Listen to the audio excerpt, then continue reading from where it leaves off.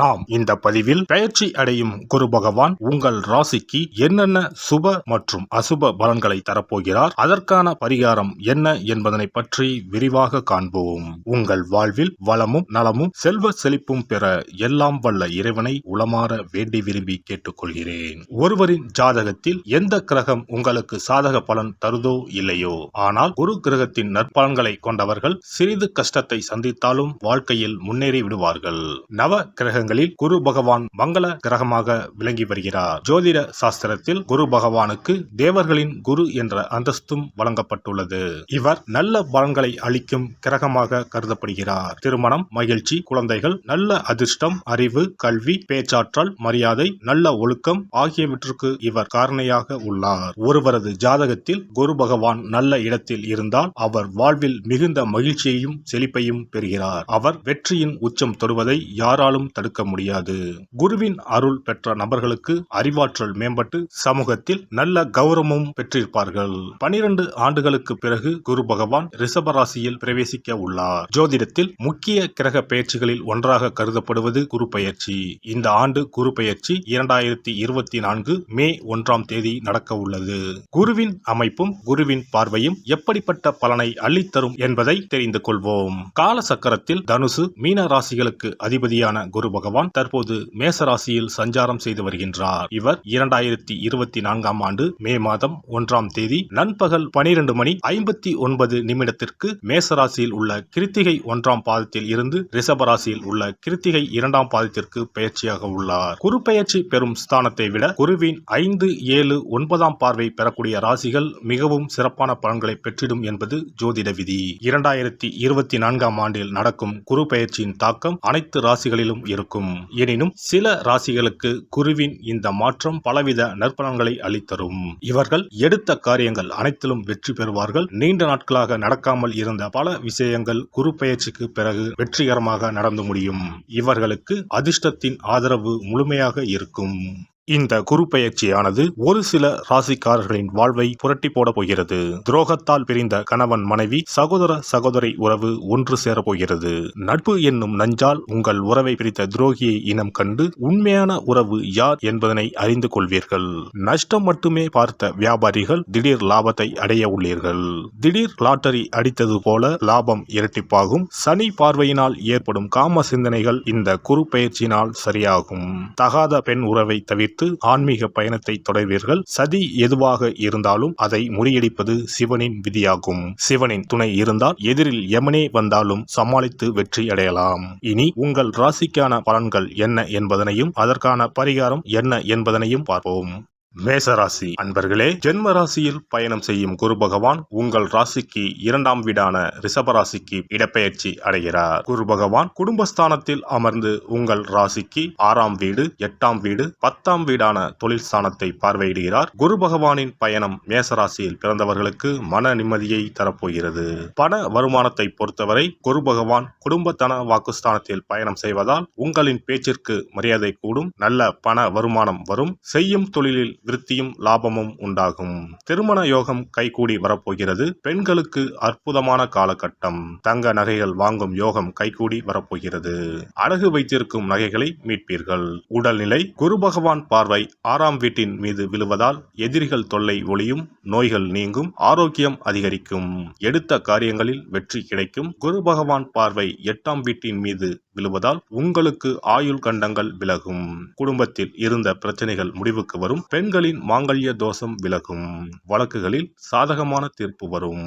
உத்தியோகஸ்தர்களுக்கு நல்ல வேலை கிடைக்கும். வேலையில் இருப்பவர்களுக்கு 2024ஆம் ஆண்டு மே மாதத்திற்கு பிறகு பதவி உயர்வு நிச்சயம் உண்டு. சித்திரை மாதத்திற்கு பிறகு வெளிநாடு செல்லும் யோகம் கைகூடி வரப்போகிறது. உங்களை விட்டு விலகிச் சென்ற பங்குதாரர்கள் உங்களை நாடி வருவார்கள். நீங்கள் செய்யும் முதலீடுகளுக்கு இரட்டிப்பு லாபம் கிடைக்கும். குரு பகவான் ஓராண்டு காலம் உங்கள் ராசிக்கு 2ஆம் வீட்டில் பயணம் செய்வார். கார்த்திகை, ரோஹிணி, மிருகசீரிடம் ஆகிய நட்சத்திரங்களில் குரு பகவான் பயணம் செய்வார். உங்களுக்கு குருவின் நற்கருணை ஆண்டு முழுவதும் கிடைக்கப் போகிறது.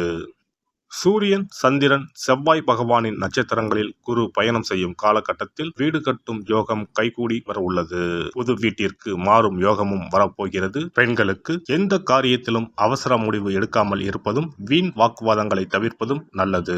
அரசியல்வாதிகளுக்கு எதிர்பார்த்த கௌரவமான பதவிகள் கிடைக்கும். தொண்டர்கள் மற்றும் மக்களின் ஆதரவுகள் சிறப்பாக அமைந்து மன மகிழ்ச்சியை ஏற்படுத்தும். எடுக்கும் காரியங்களை சிறப்பாக செய்து முடித்து மக்களின் ஆதரவுகளை பெறுவீர்கள். கலைத்துறையினருக்கு வாய்ப்புகள் தேடி வரும். உங்கள் திறமைகளை வெளிப்படுத்தக்கூடிய அளவிற்கு கதாபாத்திரங்கள் அமையும். தடைப்பட்ட சம்பள பாக்கிகளும் கைக்கு கிடைக்கப்பெறும். வெளியூர், வெளிநாடுகளுக்கு செல்லக்கூடிய வாய்ப்புகளும் அதன் மூலம் சாதகமான பலன்களையும் பெறுவீர்கள். மாணவர்களுக்கு வீண் அலைச்சலை தவிர்ப்பதும், பாடங்களில் சந்தேகம் நீங்கி படிப்பதும் முன்னேற்றத்திற்கு உதவும். அஸ்வினி நட்சத்திரம். இந்த குரு பயிற்சியால் உத்தியோகத்தில் இருப்பவர்களுக்கு வீண் அலைச்சல் குறையும். எடுத்த காரியத்தை வெற்றியுடன் செய்து முடிப்பீர்கள். எண்ணப்படி எல்லாம் நடக்கும். தொழில் வியாபாரத்தில் இருந்த போட்டிகள் குறையும். உங்களது செயல்பாடுகளுக்கு தடை ஏற்படுத்தியவர்கள் தாமாகவே விலகிவிடுவார்கள். பணவரத்து கூடும். பரணி நட்சத்திரம். இந்த குரு பயிற்சியால் குடும்பத்தில் இருந்த மன வருத்தங்கள் மாறி சுமூகமான நிலை உண்டாகும். கணவன் மனைவிக்கு இடையே இருந்த இடைவெளி குறையும். வீட்டில் சுப காரியங்கள் நடக்கும். திருமண முயற்சி கைகூடும். பிள்ளைகளால் பெருமை உண்டாகும். கார்த்திகை 1ஆம் பாதம். இந்த குரு பயிற்சியால் சாதக பாதகங்களை பற்றி கவலைப்படாமல் எந்த காரியத்தையும் துணிச்சலாக செய்து முடிப்பீர்கள். எதிர்ப்புகள் விலகும். போட்டிகள் குறையும். எதிலும் வெற்றி பெற வேண்டும் என்ற எண்ணம் தோன்றும். துர்க்கை அம்மனை செவ்வாய்க்கிழமையில் அர்ச்சனை செய்து வழிபடுவது எல்லா பிரச்சனைகளையும் தீர்க்கும். காரிய தடை அகலும். குரு பெயர்ச்சி சிறப்பு பரிகாரம். ஜாதகத்தில் குரு நல்ல இடத்தில் இல்லாமல் இருந்தாலோ, கோசார ரீதியாக கொடூரமானவராக இருந்தாலோ குரு தோஷம் நீங்க பரிகாரம் செய்ய வேண்டும். தீய பலன்கள் குறையவும், நல்ல பலன்கள் அளவுக்கு அதிகமாக நடைபெறவும் குரு பகவானுக்கு செய்யும் பரிகார முறைகள் உதவும். வியாழக்கிழமை தோறும் தட்சிணாமூர்த்தி வழிபாடு செய்வது சிறப்பான பலன்களை கொடுக்கும். வியாழன் அன்று குரு ஓரையில் நல்ல நேரத்தில் குருவிற்கு உரிய கோலத்தை வடகிழக்கு திசையில் கோலமிட்டு அதன் மேல் முல்லை மலர்கள் பரப்பி குரு எந்திரத்தை வைத்து அதற்கு முல்லை மலர் சூட்டி சந்தன பொட்டிட்டு பொன்னிற தட்டில் கொண்டை கடலை வைத்து தூப தீபம் காட்டி குரு காயத்ரி மந்திரத்தை 108 முறை மன ஒருமையுடன் கூறினால் குருவால் ஏற்பட்ட தீய பலன்கள் விலகும். நல்ல பலன்கள் மேலும் மேலும் அதிகரிக்கும். வியாழக்கிழமை அன்று வீட்டில் நெய் தீபம் ஏற்றி வழிபடுதல். குருவுக்கு உரிய வஸ்திரம் தானியம் கொண்டு வழிபடுதல் நல்லது. வியாழன் அன்று குரு பகவானுக்கு சிறப்பு அபிஷேகம் செய்து மஞ்சள் நிற ஆடை அணிவித்து புஷ்பராகம் வெண் முல்லை மலர்களால் அலங்கரித்து குருவுக்கு உரிய மூல மந்திரத்தினை ஓதி வணங்கி வர குரு கிரக தோஷம் நீங்கும். மஞ்சள் நிற ஆடையை உடுத்துவது, புஷ்பராக மணியை அணிவது, மஞ்சள் நிற ஆடை, கடலை, தானியம் ஆகியவற்றை தானம் செய்வது, வியாழக்கிழமைகளில் விரதங்களை மேற்கொள்வது ஆகியவற்றால் குருதோஷ பரிகாரங்களை செய்யலாம். உங்களால் முடிந்த அளவிற்கு ஏழை எளியோருக்கு தானம் தர்மம் செய்தால் வாழ்க்கையில் அமைதி கிடைக்கும். தினந்தோறும் அல்லது வாரத்தில் ஒரு முறையாவது பசுமாட்டிற்கு அகத்திக்கீரை, அருகம்புல், வாழைப்பழம் போன்றவற்றை உணவாக கொடுத்து வருவது ஜாதகத்தில் இருக்கின்ற குரு பகவானின் நிலையை மிக விரைவில் வலிமைப்படுத்தக்கூடிய ஒரு சிறப்பு பரிகாரமாக கூறப்படுகிறது.